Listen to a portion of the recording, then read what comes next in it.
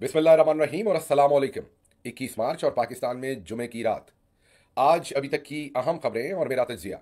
आज की सबसे पहली खबर आपके सामने रखनी है कि डीएचएस जो है पाकिस्तान के अंदर, स्पेशली पेशावर, बहावलपुर और मुल्तान, वहाँ पर लोगों की बहुत सारी इन्वेस्टमेंट डूब गई है। जी हाँ, कल ही हमने आपके सामने खबर रखी थी कि एक डिजिटल नाई कहता है कि इमरान खान को जो करंट मिलिट्री लीडरशिप है अपना दुश्मन समझती है, specially army chief general Asim Munir की तरफ इशारा कर रहे थे। मुनीर फारूक ये कह रहे थे कि ये जो मकबूलियत होती है ये सियासतदानों का मसला है, पॉलिटिकल पार्टीज़ का मसला है, जिन्होंने एक दूसरे के खिलाफ इलेक्शन लड़ना है। हमें इससे क्या मकबूल है या नहीं है, मतलब जो फौजी लीडरशिप है उन्हें इससे कोई लेना देना नहीं है। इसलिए उन्होंने नाम पर मुकम्मल लकीर फिर दी है और वो इमरान खान को अपना दुश्मन समझते हैं और इमरान खान को कभी कोई इंसाफ नहीं मिलेगा, रिलीफ नहीं मिलेगा। ये मुनीर फारूक टेलीविजन पर बैठ के कह रहे थे और आप सबको पता है कि जब वो बोलते हैं तो वो ISPR का एक अनऑफिशियल वर्जन जो है वो टेलीविजन के ऊपर आकर अदा करते हैं। अब ये जो खबर है, DHA जो पेशावर है, DHA मुल्तान है और DHA बहावलपुर है। ये जब DHAs बनते हैं या कोई भी हाउसिंग सोसाइटी बनती है तो इनकी एक मार्केटिंग कैंपेन भी बनती है। बहुत बड़ी बड़ी मार्केटिंग कंपनीज होती हैं जो फिर इन प्रोजेक्ट्स को लॉन्च करती हैं और अरबों रुपए वो भी लेते हैं। एडवर्टाइजिंग की मद में भी अरबों रुपए जो हैं वो खर्च होते हैं। ये जो DHAs हैं इन पर भी ऐसे ही खर्च हुआ, लेकिन प्लॉट नहीं बिक रहे। जो बिके हुए हैं उनकी कीमतें स्काई रॉकेट ऊपर नहीं बल्कि नीचे जा रही हैं और जो अगले प्लॉट बिकने हैं वो कोई पैसा निकाल के लगा नहीं रहा। अब इसमें मकबूलियत है, कबूलियत है, ओवरऑल जो बिजनेस का इन्वायरमेंट उजाड़ दिया वो है। लेकिन ये बात तय है कि जिस जिस बेचारे ने इन DHAs के अंदर इन्वेस्टमेंट की थी उनकी तबाही निकल गई। मार्केट में हमने जो इन्वेस्टर थे जिन्होंने प्लॉट्स खरीदे थे कुछ से बात की, बल्कि मैंने पिछले दिनों एक प्रॉपर्टी से रिलेटेड एक शख्सियत से बात की और उन्होंने कहा कि कोई घर से पैसा निकाल के इन्वेस्ट करने को इस वक्त तैयार नहीं है। जिसके पास प्लॉट है वो बेचना चाहता है लेकिन खरीदने वाला कोई नहीं, और अगर कोई खरीदना चाहता है तो बहुत कम कीमत पर खरीदना चाहता है। ये मैंने जो DHA पेशावर, बहावलपुर और मुल्तान, ये तो क्योंकि नए आए थे और इन्होंने लॉन्च होना था और लॉन्च होने से पहले ही इनकी तबाही निकाल दी गई। लेकिन जो पहले DHAs हैं, मसलन लाहौर का है, रावलपिंडी का है, उनमें भी इन्वेस्टर्स का पैसा जो है वो बहुत बुरी तरह से डूबा है। तो ये तो एक कबूलियत मकबूलियत कि हमें कोई फ़र्क नहीं पड़ता, ये सिर्फ एक पहलू मैं आपके सामने रख रहा हूँ कि फ़र्क पड़ता है। जब मुल्क के अंदर सर्टेनिटी नहीं है तो फ़र्क पड़ता है। और जाहिर है ये एक बहुत बड़ा एवेन्यू है जो हमारे मिलिट्री के ऑफिसर्स हैं उनके लिए, अपने घर हासिल करने के लिए भी, और रिटायरमेंट पर उन्हें प्लॉट्स मिलते हैं और उससे वो फिर पैसा कमा के कोई ना कोई बाद में पोस्ट रिटायरमेंट बिजनेस करने के लिए या और चीज़ें करने के लिए, ये उनके लिए एक बहुत बड़ा जैकपॉट है। और अब उसी में मामला जो है वो ख़राब हो गए। तो ये पहली खबर थी। अब इसके साथ साथ आप ये भी देखिए कि जो दूसरी, जैसे मलिक रियाज साहब की जो हाउसिंग सोसाइटी है उसके ऊपर जो कुछ किया, जिस तरीके से मलिक रियाज को इन्होंने निशाना बनाया और उनके ऊपर भी इंक्वायरियाँ खोल दी, कभी दफ्तर सील कर दिए, तो वो जो कॉलोनियाँ हैं उनको भी नुकसान पहुंचाया गया। तो ओवरऑल ये जो बेरारवी इस टाइम मची हुई है मुल्क के अंदर, अनसर्टेनिटी है, इसमें प्रॉपर्टी के ओवरऑल बिजनेस को, और ये एक ही बिजनेस था जिसमें लोग इन्वेस्ट करते थे पाकिस्तान में और कुछ ना कुछ मनी सर्कुलेट करती थी, घर बनाते थे तो लोगों को मजदूरी मिलती थी। तो ये एक ऐसा सेक्टर था जहाँ पर लोगों को नौकरी मजदूरी भी काफ़ी मिलती थी और चले कुछ ना कुछ लोग कमाते थे। उस सेक्टर का भी भट्ठा बैठा दिया। अब ये IMF से गुजारिश कर रहे हैं कि किसी तरीके से IMF इन्हें इजाज़त दे दे कि ये टैक्स सप्लाई ना करे। ये जो प्रॉपर्टी टैक्स इन्होंने लगाया हुआ है वो छूट दे दें, लेकिन IMF मान नहीं रहा। जैसा मैंने आपको कहा कि ये एक ही तो धंधा है यहाँ हमारे मुल्क में, कोई ना हम इतनी ज़्यादा मैन्युफैक्चरिंग कर रहे हैं, ना IT सेक्टर में है, ना किसी और सेक्टर में है, तो ये एक ही तो काम है जो हम करते हैं। तो IMF कहता है अगर इसमें भी आपने टैक्स, प्रॉपर्टी टैक्स छूट छूट दे दी तो फिर टैक्स कहाँ से कलेक्ट करेंगे, हमारा कर्जा कहाँ से वापस करेंगे। तो चौधरी निज़ामुद्दीन बुरी तरह से फंसे हुए हैं। जब आप कहते हैं कि इनको कोई फ़र्क नहीं पड़ता, आपका भी दिल यही सोचता है कि नहीं इनको सत्य खैरे हैं, इन्हें कोई फ़र्क नहीं पड़ता, तो मैं आपको बता दूं कि इन्हें फ़र्क पड़ता है। अब चलते हैं अगली खबर की तरफ। अगली खबर ज़ल्मे खलीलज़ाद से रिलेटेड है, क्योंकि अब आर्मी चीफ के सबसे करीब शख्सियत जो है इरफान सदीकी, जो उनके साबिक उस्ताद रहे हैं, और कहा जाता है कि नून लीग के साथ ये जो सारी डील करवाई थी जनरल आसिम मुनीर की, ये इरफान सदीकी ने ही करवाई थी। अब इरफान सदीकी को लॉन्च किया गया है सीधा ज़ल्मे खलीलज़ाद के ऊपर हमला करने को। क्यों किया गया है उसकी तरफ मैं चलता हूँ, लेकिन पहले सोचें कि ज़ल्मे खलीलज़ाद ने किया ऐसा क्या है कि एक दफ़ा ही इनकी नींदें उड़ गई। अब अल जज़ीरा ने पूरी एक रिपोर्ट पब्लिश की है। खबर तो हमने आपको दे दी थी कि ज़ल्मे खलीलज़ाद ने एक सरप्राइज़ विज़िट किया अफ़गानिस्तान का और तालिबान के साथ वो एक दूसरे के साथ उन्होंने तजदीद अहद की है नई रिलेशनशिप का, जिसमें हम मौजूद नहीं हैं। लेकिन अब जो वीडियो फुटेज आई है वो आपके सामने रखते हैं। अल जज़ीरा ने अब दिखाया है कि ज़ल्मे खलीलज़ाद उस सारे मिशन को लीड कर रहे हैं, अफ़गान उनके साथ हैं, और सिर्फ अफ़गान ही नहीं, ब्रादर इस्लामिक कंट्रीज़, जी हाँ, जो गल्फ़ के ब्रादर इस्लामिक कंट्रीज़ हैं, शेख साहबान जो हैं वो भी आपको साथ नज़र आ रहे हैं। अब आप कहेंगे इसमें क्या इतनी इंपॉर्टेंट बात है? इसमें इंपॉर्टेंट ये है कि इस जगह पर पाकिस्तान भी हो सकता था और हमेशा पाकिस्तान ही होता था। पाकिस्तान के बगैर तालिबान के साथ मामला डील नहीं होते थे। अब आप देखें तो उन्होंने पता ही काट दिया है, पाकिस्तान कहीं मौजूद नहीं है। तो गल्फ कंट्रीज से डिग्नेटरीज साथ थी, तो ज़ल्मे खलीलज़ाद पहले दुबई या कतर या उन मुल्कों में आए, वहाँ से उन्होंने उन दोस्तों को साथ लिया और वो सीधा अफगानिस्तान पहुँचे, अपना बंदा छुड़वाया और बंदा छुड़वा कर वो वापस रवाना हो गए। वही ज़ल्मे खलीलज़ाद जिनको ये कहते थे वो इररेलेवेंट आदमी है, उसको कौन पूछता है, वो नौकरी ढूंढता फिर रहा है। हालांकि इनको शायद याद नहीं कि सदर रेगन के ज़माने से ज़ल्मे खलीलज़ाद जो है वो अमरीकी एडमिनिस्ट्रेशन के अंदर वो बहुत इंपॉर्टेंट जिम्मेदारियों के ऊपर काम कर रहा है, और अभी भी वो शायद अगर किसी को अथॉरिटी कहा जाए अफगानिस्तान पे, पाकिस्तान पे, तो वो अमरीका के पास ज़ल्मे खलीलज़ाद ही है। अब ये जो अल जज़ीरा की रिपोर्ट आई है, इससे मज़ीद हमारी जो परेशानी है वो बढ़ गई है। तो अब हमने लॉन्च किया है इरफान सदीकी साहब। अब जो कुछ इरफान सदीकी कह रहे हैं, आप इनको एक पॉलिटिकल स्टेटमेंट नहीं कह सकते। मैंने आपको भी बताया कि उनकी बहुत ही ज़्यादा कुर्बत है army chief general Asim Munir के साथ, वो उनके उस्ताद रहे हैं। तो अगर इरफान सदीकी ये बात कर रहे हैं तो आपने यही सोचना है कि ये आर्मी चीफ बात कर रहे हैं, तो आप दबाव और तनाव महसूस कर सकते हैं उनकी स्टेटमेंट में। मैं चाहता हूं कि आप ज़रा उनकी स्टेटमेंट एक दफ़ा सुन लें, तो आपको सब समझ आ जाएगी कि हो क्या रहा है। ये सुनिए। ज़ुल्म खलीलज़ाद एक ख़ास माइंडसेट का नाम है और वो पाकिस्तान के हवाले से हमेशा ही उनका जो रवैया रहा है, जो तर्ज अमल रहा है, वो बड़ा मनफी रहा है।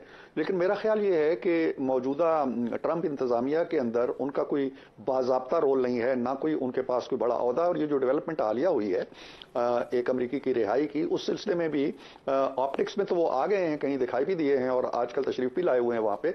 लेकिन ये जो मामला तय हुए हैं उसमें ज़ुल्म खलीलज़ाद का बराह रास्त कुछ ज़्यादा अमल दखल नहीं था। और अमेरिका को ये बात ज़रूर जहन नशी रखनी चाहिए, और शायद वो रखेंगे यकीनन, कि अगर कोई ऐसा सिलसिला होता है या कोई इस तरह का अरेंजमेंट किया जाता है कि पाकिस्तान से मुतहारिब अफगानिस्तान तश्कील दिया जाता है, या ऐसे अफगानिस्तान की हौसला अफजाई की जाती है जो पाकिस्तान के साथ अच्छे ताल्लुकात नहीं रख सकता, तो फिर अमेरिका के जो मकासद हैं खित्ते में अमन के लिए या अफगानिस्तान की तरक्की के लिए या अफगानिस्तान के साथ बरह रास्त अच्छे ताल्लुकात उस्तवार करने के लिए, उन कोशिशों को जक पहुंचेगी। एक नई सोच जो ट्रंप साहब यहां इस खित्ते में लाना चाहते हैं, वो सोच मुस्बत तरीके से आगे नहीं बढ़ सकेगी।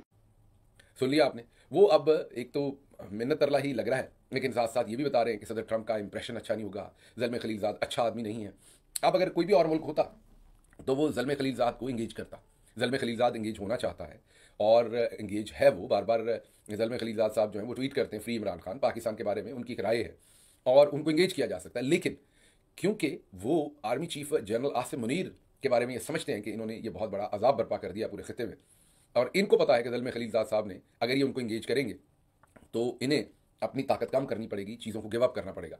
इसलिए ये अपने नुकसान को, मुल्क का भले नुकसान हो जाए तो हो जाए, अपना नुकसान नहीं होने देना चाहते। और यहाँ तक चले गए हैं कि अब इरफान सदीकी साहब से इन अ वे खुला ही हमला करवा दिया है ज़ल्मे खलीलज़ाद के ऊपर, और सदर ट्रंप को भी ये चेतावनी भेजी है कि आपका इंप्रेशन अच्छा नहीं होगा। आप मुझे बताइए कि सदर ट्रंप को इनकी ज़रूरत है या इन्होंने उनका इंप्रेशन अच्छा करना है या बुरा करना है? और फिर ये कहा कि अगर अफगानिस्तान में अमन कायम करना है तो हमें इंगेज करना पड़ेगा। उन्होंने अफगानिस्तान में देख लीजिए इंगेज आपके बगैर किया है। आपको अमन कायम करने के लिए वो क्यों क्यों इंगेज करेंगे? आपके सामने तो वो अपना बंदा छुड़वा के लेके गए, आपको तो घास नहीं डाली उन्होंने। तो आप ये कैसे कह सकते हैं कि हमें आपने इंगेज ना किया तो अमन कायम ना होगा? वो अब आपके बगैर ही हो रहा है, और वजूहत आपकी अपनी है। जिस तरीके से आपने अफगान महाजरीन के साथ जो कुछ किया, जो आप कह रहे थे कि असलहा हमने जो है, तीन ही जो तकाजे थे उनके, एक बंदा छुड़वाना था उन्होंने, एक जाहिर है असलहा लेना था उन्होंने वापस अपना, और एक आध और उनका कोई मुतालबा होगा, वो तीनों पता चला है कि उन पर बातचीत हो गई है और अफगानिस्तान जो है वो अमेरिका के साथ मिलकर काम करना चाह रहा है, लड़ना नहीं चाह रहा। यही इरफान सदीकी चंद दिन पहले कह रहे थे कि जो अमरीकी असलहा है वो हमने वापस लेके अमरीका को देना है। तो अमरीका आपको बीच में क्यों लाए जब वो खुद ही डील कर सकता? तो ये भी एक इंटरेस्टिंग चीज़ है। जब आप कहते हैं कि इन्हें कोई असर नहीं होता, तो असर भी हो रहा है और परेशानी भी हो रही है, और वो सब कुछ आपने देख लिया। अच्छा जी, अगली खबर जो आपके सामने रखनी है वो एक साहब है, पुलिस ऑफिसर है, मलिक लियाकत। इन्होंने एक बड़ा ज़बरदस्त हल दिया है सारा। उन्होंने कहा है कि जी 1000 बंदा कत्ल कर दो, सब ठीक हो जाएंगे। मेरा ख्याल उन्होंने कहा तो नहीं, पीटीआई की तरफ इशारा तो नहीं है, लेकिन मेरा ख्याल है कि उनका कहने का मतलब यही है कि 1000 बंदा, ये जो सोशल मीडिया के ऊपर बातचीत करते हैं, ये पुलिस के ऑफिसर हैं। यही शख्सियत थी जिन्होंने जाके इमरान खान को घर से गिरफ्तार किया था। अब वो टेलीविजन पर इतनी खतरनाक बात कह रहे हैं कि 1000 बंदा कत्ल कर दो तो पाकिस्तान में सब मामला ठीक हो जाएंगे।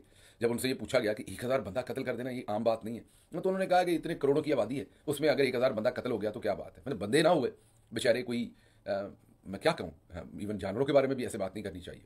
तो ये माइंडसेट है, और इन लोगों को चौधरी साहब ने 9 मई और तमाम चीज़ों में इस्तेमाल किया। आप सोचें उनका जहन क्या है।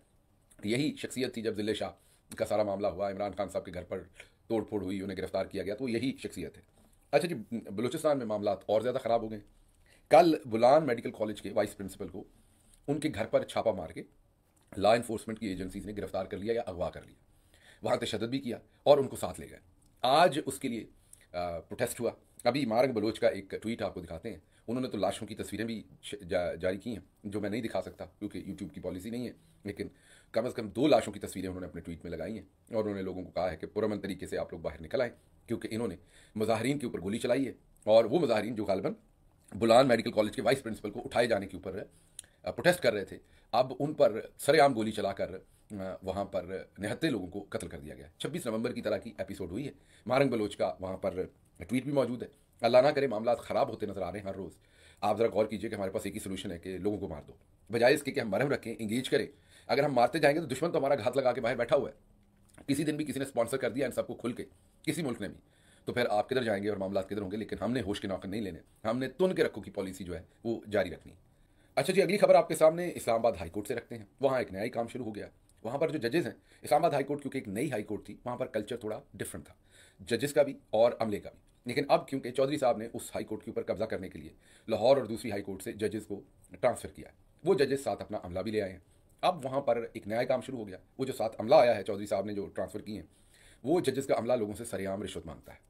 अब इस पर जस्टिस बाबर सत्तार ने एक ख़त लिख दिया, जो इस वक्त के चीफ जस्टिस हैं कायम मकाम सरफराज डोगर साहब, जस्टिस सरफराज डोगर, उनको कि आपका अमला रिश्वत मांगता है, इनको बंदे का पुत्र बनाएं। तो मेरा नहीं ख्याल कि वो तो शायद तमगा इम्तियाज़ दें, बंदे का पुत्र तो नहीं बनाएंगे। लेकिन अब वहाँ पर जजेस परेशान हैं जो इस्लामाबाद हाई कोर्ट के हैं कि ये जो नया चेंज ऑफ कल्चर है जो सरफराज डोगर साहब लाए हैं, कानून के मुताबिक कोई फैसला नहीं करते। पिछले दिनों जस्टिस एजाज इसहाक एक मुकदमा सुन रहे थे, खुद से ही लार्ज बेंच बना के उनके सामने से वो मुकदमा उठा के तो अपने सामने लगा लिया। इमरान खान से रिलेटेड वो मुकदमा था। अब जजेस ने खत लिखना शुरू किया है और उन्होंने वार्न किया है कायम मकाम चीफ जस्टिस को कि आपको ऐसे कामों से बाज रहना चाहिए, ये दुरुस्त काम नहीं है जो आप कर रहे हैं। बहरहाल लग नहीं रहा कि ऐसा होगा। इस्लामाबाद हाई कोर्ट के कल्चर को हमेशा के लिए जो है वो तबाह कर दिया गया है। अच्छा जी, अगली खबर जो है वो आपके सामने, ये एक मौलवी साहब हैं, इन्होंने क्या ही कमाल की बात की है। इन्होंने एक तरीका बताया कि बिजली का बिल जो है वो कैसे कम हो सकता है। आप ज़रा सोचिए, ये नेशनल टेलीविजन पर बैठ के ये बातें बता रहे हैं और लोगों को कह रहे हैं कि मीटर में उंगली दें, बिजली के मीटर में, और ये चीज़ लिखें तो बिजली का बिल जो है वो कम आ जाएगा। ये नेशनल टेलीविजन पर बैठ के बातें हो रही हैं। अब आप सोचेंगे कोई बेचारा बेवकूफ़ उंगली दे बैठे, उसको इलेक्ट्रिक शॉक लगे और वो मारा जाए तो फिर क्या होगा। ये ज़रा देखिए कि मौलवी साहब क्या कह रहे हैं। वाकई एक संजीदा वजीफा है। अगर आप चाहते हैं कि आपके घर का बिजली का बिल कम से कम आए तो एक वजीफा है, आपने शहादत की उंगली से मीटर पे जाके लिख लेना है जम जम। आपने लिख लेना है जम जम जम। ये मीटर पे लिख लें, महीने में 2 दफा करें, हर 15 दिन बाद। आज कर लें और 15 दिन बाद फिर करें, इंशाल्लाह ये भी मैं गारंटी से कहता हूं आपकी बिजली का बिल कम। सुन लिया आपने। तो ये आवे का आवा बिगड़ा हुआ है, कोई एक शख्सियत नहीं बिगड़ी हुई, या किसी एक शख्सियत ने ये काम नहीं किया हुआ।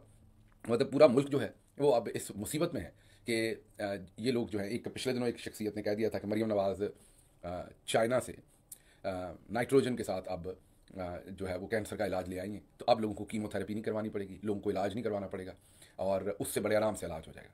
अब आप सोचिए उसके बाद कितने लोग हैं जो ये काम जो है वो बेचारे जो सादा लोग होते हैं वो ऐसी बातें सुन के मान भी लेते हैं और एफर्ट भी करते हैं और ट्राई भी करते हैं। अब ये बंदा कह रहा है कि मीटर के अंदर उंगली दे दो, तो सोचें अगर किसी को इलेक्ट्रिक शॉक लग जाए तो इन साहब ने तो बाद में कहना है जी मैंने तो वजीफा बताया था। तो ये अकेले चौधरी निज़ामुद्दीन नहीं, उन्होंने पूरे का पूरा कल्चर ही, वो हाई कोर्ट्स देख लें, वो टेलीविजन देख लें, वो मीडिया देख लें, उन्होंने पूरे कल्चर की ही तबाही जो है वो निकाल के रख दी है और उनको इस चीज़ का कोई एहसास नहीं है।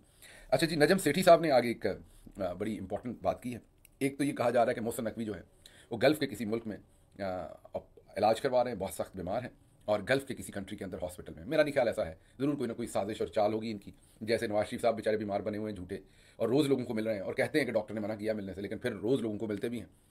और ये भी उसी तरह का कोई शाखसाना है। लेकिन नजम सेठी साहब अब ये बयान कर रहे हैं कि शायद वो ये वजारत छोड़ दें। अब या तो कोई इनका आपस में फड्डा हो गया है या फिर शहबाज शरीफ की छुट्टी करवा के उसे वज़ीर आज़म के तौर पर लाना है। बहरहाल देखते हैं ये मामला किस तरफ चलता है। लेकिन एक चीज़ यहाँ पर तय है कि मोहसिन नकवी साहब जो है वो अब रुए रवां वजारत दाखिला के नहीं रह गए। तो एंड पे सिर्फ यही कहूँगा कि जब आप कहते हैं कि इनको कोई फ़र्क नहीं पड़ता, इन्होंने ऐसे ही चलना है, ऐसा नहीं है, इन्हें फ़र्क पड़ता है। एक एक करके चीज़ें चेंज हो रही हैं और ये जो जुल्म का निज़ाम होता है ये बहुत देर तक ऐसे रह नहीं सकता। मुझे यहाँ से इजाज़त दीजिए। अल्लाह आपका हामी और नासिर हो। पाकिस्तान जिंदाबाद।